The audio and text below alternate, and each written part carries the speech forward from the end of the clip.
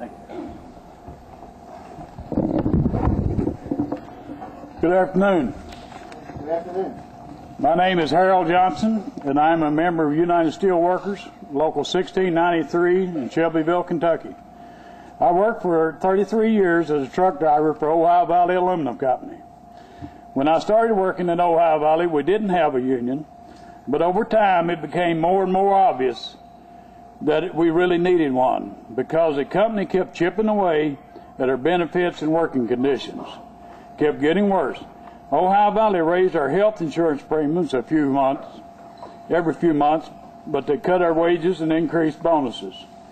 They switched our retirement benefits into 401k accounts, but instead of matching the same amount they took out of our paychecks each week, Ohio Valley reserved the right to match our contributions at their own discretion, which turned out almost never.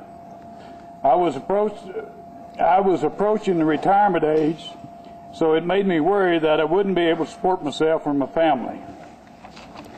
I got to talking to a few drivers in the spring of 2006, and we decided that the only way to convince the company to stop cutting back was to form a union and bargain.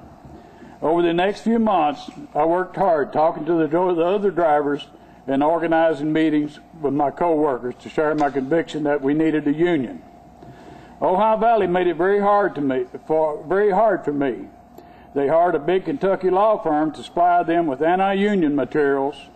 They sent letters to my house, and every Sunday afternoon when we came to work, the plant president held a mandatory meeting with me and other truck drivers, telling us how the union would just take our money and do nothing to help us. They showed us short movies with the same message. The saddest part was how it intimidated the worker. You could see on some of my co-workers' faces how scared they were. But despite everything they did, in August of 2006, we voted 4-1 in favor of forming a union.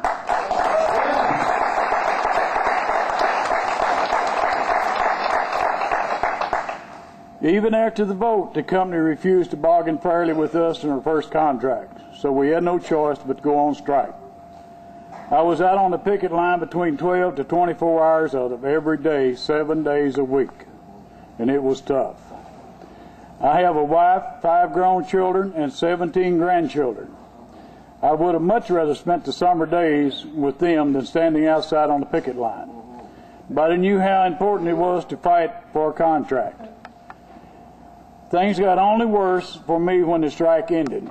As soon as I went back to work, the company told me I was being suspended. A week later, my USW local received a letter saying that I was fired along with 4 other workers. After working in Ohio Valley for 33 years, nobody from the company ever called me, sent me a letter, or told me personally I was fired. That really hurt. Today, the National Relations Board is still investigating whether or not I was fired illegally, or my co-workers at Ohio Valley still don't have a contract. But we're still fighting to get one of them, and I'm not giving up at any time soon. I don't regret anything I've done to try to form a union. This is America, and every worker, if they have a problem on the job, should have the right to form a union and change things. That's right. That's right.